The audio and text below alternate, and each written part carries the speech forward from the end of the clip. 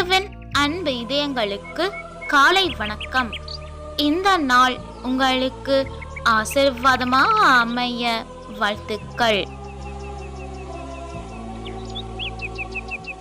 இப்புதிய நாளுக்கான ஆசீர்வாத இறைவசனம் திருப்பாடல்கள் அதிகாரம் 81 இறை வார்த்தை 10. உங்களை எகிப்து நாட்டினின்று அழைத்து வந்த கடவுளாகிய ஆண்டவர் நானே. உங்கள் வாயை விரிவாக திறங்கள், நான் அதை நிரப்புவேன்.